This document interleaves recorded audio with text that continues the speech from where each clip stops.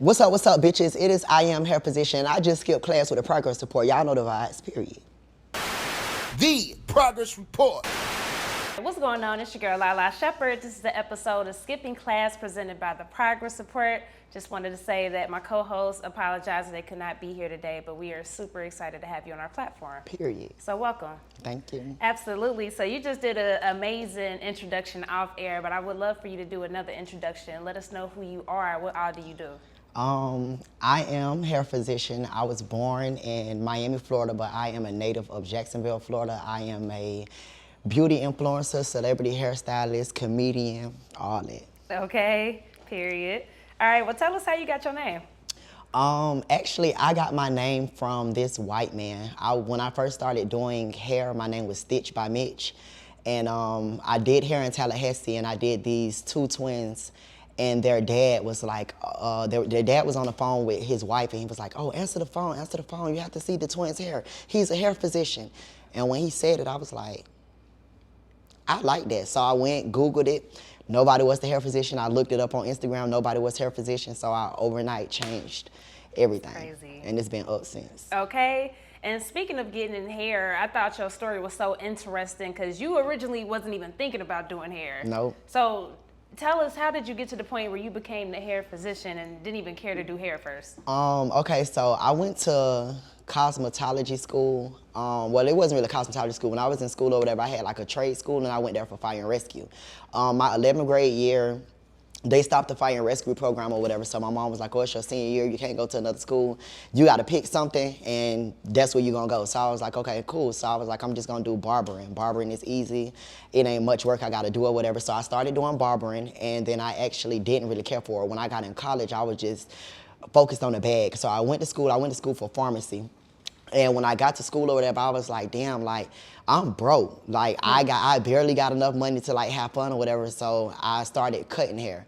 I was cutting hair for a little bit, and I was just like, this ain't enough money for me. And I met a girl. She actually became my best friend, and I loved her because she was making so much money off of doing hair. So I was sitting one day, and I was like, bitch, I'm finna start doing hair.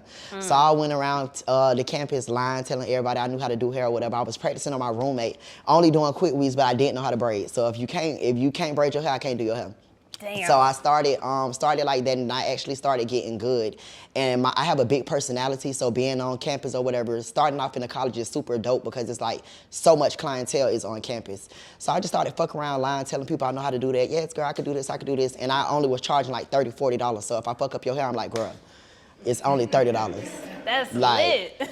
But I actually got better and better and better, and once I figured out like this is my passion, I actually like what I do. I like to make females feel beautiful. Absolutely. So I'm like, okay, I like this. So I ended up going to school online and going to cosmetology school in person. Went knocked cosmetology school out, and I'm like sitting like, bitch, I gotta go to school for this amount of years to be a pharmacist. I can go to school and do this amount of time, get on Instagram, pop my shit, and I can make that same amount of money. Bitch, I'm finna do hair. Period. And it's easy. I could be my own boss. Okay. And I can still smoke weed. We want you to come skip class with us and share your story on our new segment called Skipping Class. Look, we want to talk to all the artists, indie or mainstream, or if you're an entrepreneur, come build your brand with us and tell your story to the world. You'll also get the shot in our locker, and you'll get promo clips for all your fans. So DM us today or visit our website, tprmediagroup.com. Get locked in with us.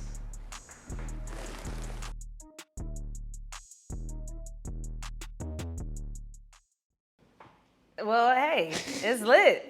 But I love your enthusiasm, and I love how passionate you are for what you do. Like, that definitely excites me. And I see that just from the work that you do on your IG. And we're going to talk about the courses and everything, too. So at what point did you realize you was really good at doing hair? Because we got people that know how to do hair, and we got people that know how to do hair. When I figured out that I was good at doing hair is when I used to, like, promote for a team in Tallahassee. It's called No Crowd Control. They throw, like, all the biggest parties in Tallahassee. And once I started seeing him like fucking with me and like calling like, hey, we got this celebrity coming in town, we got this person coming, we got this person coming, I'm like, oh bitch, y'all calling me to do these people, so I must be team. It didn't hit me that I was actually good at doing hair till like 2018. Once I started doing classes and started seeing like I'm actually teaching people and they're retaining the knowledge, and I'm like, oh yeah, no, bitch, I'm raw. Because it's one thing to know how to do it, but to teach somebody how to do it and they do it just like you, that's when you know, like, yeah, bitch, I'm T. That's hard. So talk about that though, getting to the point of doing online courses, because, you know, I think something like that is super dope, like just, you know, making money in different ways. Like, you know, once you do a course, it's gonna live on forever. I started off with doing like one-on-one hands-on courses, and then after, you know, when COVID came, I moved to Atlanta like 3 days before the shutdown. So when I came here, my plan was to come here, pop my shit, and that was gonna be that, but the shutdown kind of dampened my plan, so I'm like, I still need to make money. Like, bills still due, I still gotta figure out how I'm gonna make money. So I was talking to another hairstylist or whatever, and he was like, well, why you wanna do online classes? And I'm like, I don't really know about doing online classes because it's like, how can I get them to retain the information if I'm not there? So he was like, just do one, do like a small course and then see how it work out and then go from there. So I did one course or whatever with like 15 students. And right after the course, they emailing me like, oh, I'm ready to do hair, I'm finna practice on my sister, I'm finna practice on my cousin. And within that week, I got so many good reviews and I was like, okay, well, bitch, I'm finna keep doing it. Like, okay, this tea. I like teaching a little bit more than actually doing hair because it's like, once I teach you and I see like you really out here making money, that's like you my child. And it's really good to see somebody go from not making nothing to making a lot of money, and they can say, oh yeah, you know, he helped me. One thing about it, if you don't put somebody on some money, they ain't gonna never forget you. So like the feeling of me being able to bless somebody else with the stuff I was blessed with was cool, because when I started taking classes, I spent thousands of dollars on classes and wasn't really getting the correct information. So I was like, okay, let me give these people the real game, because these stylists out here taking these people money and ain't even teaching them what they need to know. That's real. Let's talk about just when it comes to business, like how do you figure out pricing? Because, you know, it's so many social media debates like, damn, they charge too much, you know, but I'm real big on get your change. I'm one of those people, like, I don't care what my neighbor doing to the left of me, what my neighbor doing to the right of me. I'm gonna worry about me. I know the lifestyle I live. I know the lifestyle I want to live. I know what I do. I know the accolades that I'm building. I know the people that I work with, the people that I'm associated with, the clout that I get on Instagram. All of that stuff plays a part in your price. And actually, I'm good at what I do.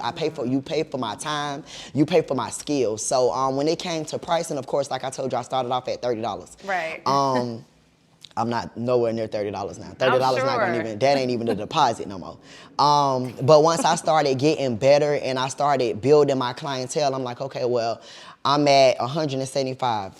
In Tallahassee, my cap, I was the highest stylist in Tallahassee. I'm like, okay, well, it's time for me to move because I know they're not gonna pay no more than 200.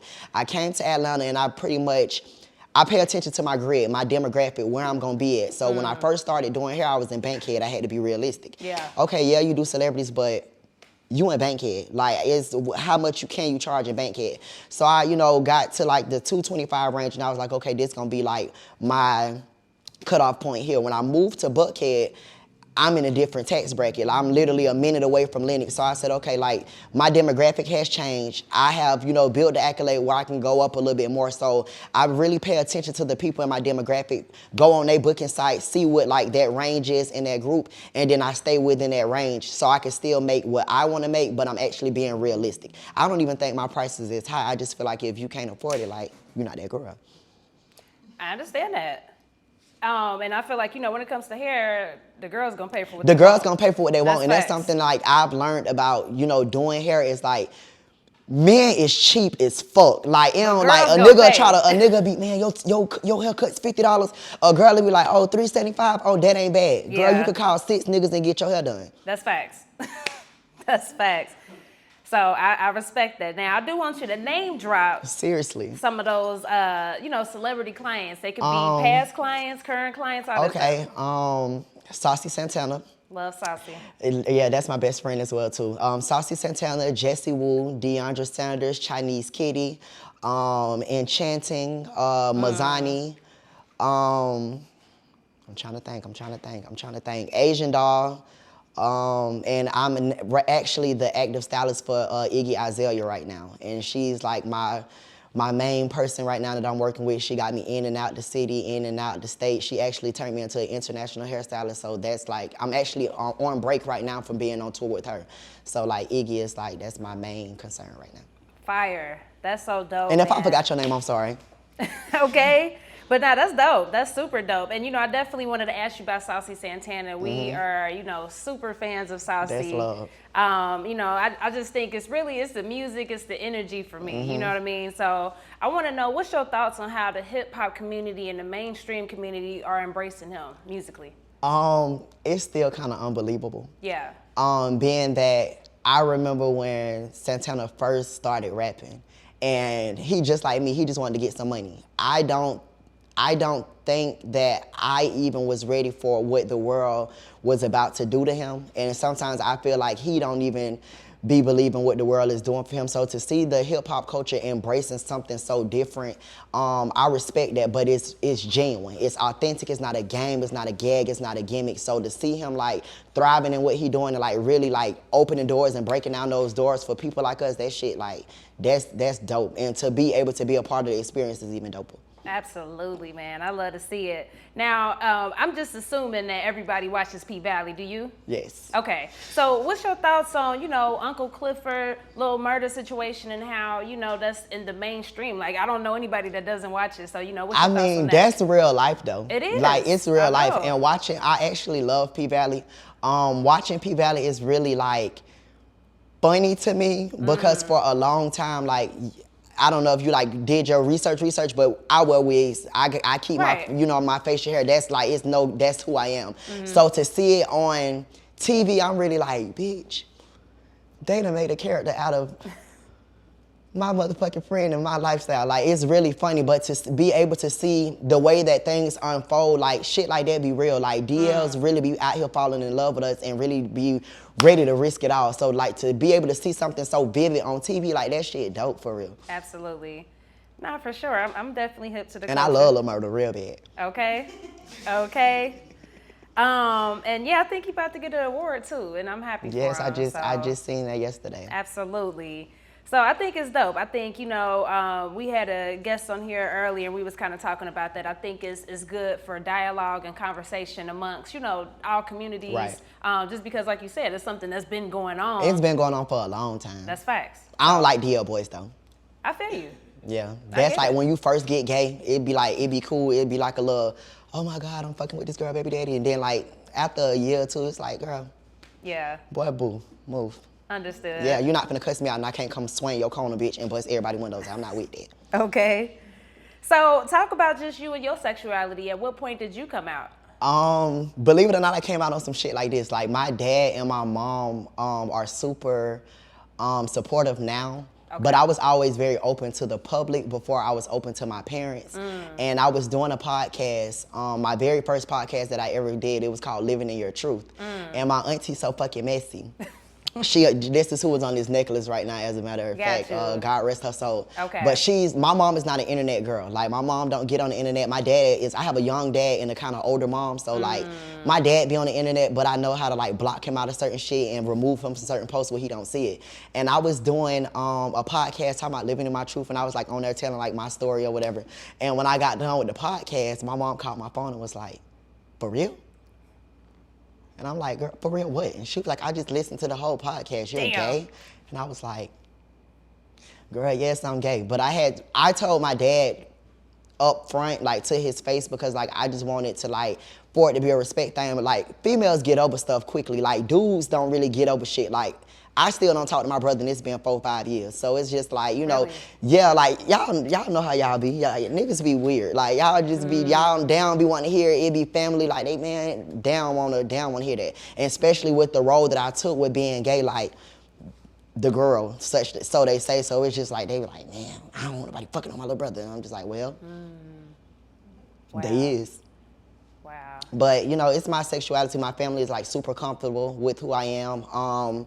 And I'm very comfortable with who I am. I still have like a lot of my friends because like with me, I'm gay. You get what I'm saying? And I don't feel like I'm supposed to walk in the room and say, hey, I'm gay, everybody, because it's a lifestyle. Like I don't really, you know, too much care about the stigma that come along with it. Like, okay, like this is my lifestyle, moving on, what's next? Period. Do you feel like gay people are over-sexualized? Yes. I agree. Yes, and that's one thing about P Valley that I actually tweeted about that recently. That it ain't even with just P Valley. It's like with majority. What was the show with Ghost and all them? With the boy was gay and all that power. Yeah, like every time it's like homosexuality is very like over-sexualized, but when it comes to black homosexuality, it's like super over-sexualized. Like, yo, just because we black and gay, that don't mean like we just fuck. Like, no, like that's not what it is. And on TV, they kind of portray it to be that way because it's very seldom that when it's gays on TV, they not doing some gay shit. Right. You get what I'm saying? Like, it's always just like dickety, hot and horny, hot and ready, little Caesar pizza. And it's like, that's not really what it gives. And sometimes it kind of makes it hard for, you know, like regular people, like, okay, yeah, I'm just gay. Just because I walk in the room, like, they don't mean I want him, they don't mean I want him, they don't mean I want, like, I'm chilling. But they just make everything so over-sexualized. And I feel like that's how sometimes it kind of fucks up the line between, you know, the heterosexual men and the homosexual men because they see the stigma like, oh, he gay, he want to fuck the whole crew. No. If a bitch don't want to fuck you 10 times out of 10, I don't want to fuck you either. Facts. You ain't got to worry about it. I walk in the room most of the time when I know it's like, and that's just me, who I am. Like, I'm from Florida. I come out very aggressive, but I'm going to demand my respect. At the end of the day, I'm a nigga. I don't give a fuck about no heels, none of that. I'm going to get my respect. So 9 times out of 10, you know, I'm going to speak regularly and that be that on that, but I ain't too much pressed up on a nigga like speaking to me. I ain't too much pressed up on a nigga even noticing me. Like, I don't give a fuck about that. I know what I give. Period. It is what it is. What's one thing that you do want people to take away from you and just, you know, the things that you've accomplished so far?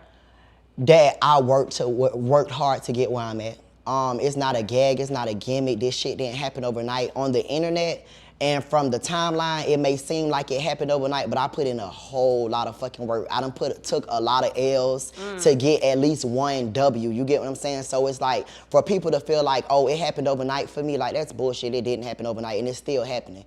You get what I'm saying? Like, this ain't even a peak of what God got for me. It moved fast, but I'm just not getting started. I just put my feet on the gas. Period. I want you to discuss your slogan, book a look, bitch. Book a look, bitch. I'm from Florida, so like, bitch is our favorite word. Yeah.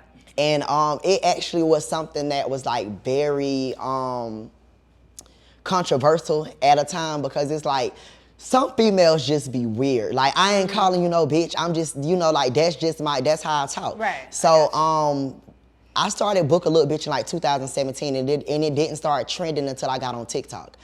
I did not want to get on TikTok. I had to master Twitter and I got Twitter down pat. Then my manager and I'm like, you got to get on Instagram more. So I'm like, okay, I mastered Instagram. So last year he's like, TikTok. I'm like, I'm not getting on TikTok. Santana in my ear like, Mitch, TikTok. I'm like, I'm not getting on TikTok. So I got on TikTok with my video or whatever. And before I started moving to Buckhead, I was in Bankhead, and what I do is my client will be standing and I jump into the camera. And I say something, you know, to hype her up or whatever, and at the end I say, book a look, bitch, and I just walk off. And it just became something that was catchy. I started seeing certain celebrities DM me like, book a look, bitch, period. Oh, I want to book a look, bitch. I want to book a look, bitch. That's hard. And it got to the point where people stopped calling me hair position and started calling me book a look, bitch. Like, I'd be in a club and they'd be like, oh my God, you book a look, bitch. And I'm like, yeah, that's me. I am book a look, bitch. So I'm like, okay, what the fuck? So like, my sister is one of my biggest supporters, and she's one of those people, like, she's a money girl. She put everything in currency. So she just like, bitch, you need to trademark that before a bitch take your shit. So I'm like, girl, ain't nobody gonna take my shit. And I got online one day and a girl TikTok was going viral. And at the end of the TikTok, she said, book a look. So I'm like, but my followers and my fans fuck with me so much, everybody in the comments like, you not Mitch, you not hair position, Santana best friend made that, this and that, blah, blah. So I'm like, okay, so I'm like, all right. It's time for me to like trademark my shit. So once I trademarked it, it just became super fucking big, and it was just like on some funny shit. When I say book a look, it's like the look of hair. Right. But you know, I'm a beauty person, so it don't just mean hair. Like, bitch, I might wake up tomorrow, I want to do makeup. Ho, book a look. Ho, I might want to be a stylist. Ho, book a look. Like, it comes in so many different ways, and then the bitch just throw that Florida in there, like, bitch, book a look, bitch, like I mean it. So, and, you know, it's dope. That's cool. So, you know, the name of our platform is called The Progress Report. Yes, I watch y'all a lot, by the way. Oh, that's hard. Yes, I love to it. hear that. So, you know, we talk about progress getting better. I know the next time that you come here, you probably going to be in a whole nother tour, all types of stuff. Yes. So, you know, how do you feel that you progressed lately as of right now? I feel real good about my progression because, like, I hit a point where my career was, like, at its peak. And I hit a little backlash. And what a lot of people don't know about backlash and controversy and, you know, being on the internet, you have to be very mindful when you're an influencer, when you have a following. You have to be very mindful of what you do, what you say, and what you post. I never really took that, you know, into any type of way. Like, I ain't never really give a fuck. I just get up, post my shit, and let it be. But once I noticed that I actually was an impact on my community and an impact in this industry, I really changed up the way that I did things, because it was like one mistake that could have costed me everything that I worked so hard for. So to be able to build back from being on the Shade Room and being on, you know, the blogs in a negative way, to be able to build back from that is super, super dope. So my progress now, like, I just thank God, because a lot of people don't get a second chance. And I can't fuck this chance up. That's real talk. Hell yeah. So we know that you got this tour that you in between on right now, but what else you got coming up next? What I have coming up next, I'm about to drop another product. My first product is called The Prescription. It's my lace glue. I told you I wanted to go to school for pharmacy. I'm like obsessed with, I ain't like no pill head or nothing, but I just love medicine. I got you. Grey's Anatomy is my favorite show. I just like, you know, my family is full of doctors, you know, pharmacists, lawyers, that type of shit. So I don't know, I just love medicine. So I started a line, and it's called The Prescription, and that's the product line. I did lace glue, and I'm about to actually drop my second product now. I've been working on that. I'm super excited about that. I have classes coming up. Nice. When I get back off tour, and I'm super excited about like a lot of stuff that I have going on. I just got another suite about to like turn that into my hair clinic, and it's just like, I'm just excited about all my shit that I got coming up. Absolutely. Well, again, I love your passion. You know, you. passionate people definitely drive me. So, you know, thank you for your appreciate time. that. Thank you so much. Tell Saucy we need to bring his ass up here too. So Period. we're going to put it together. But thank you again for real. Thank you so much, my baby. The Progress Report.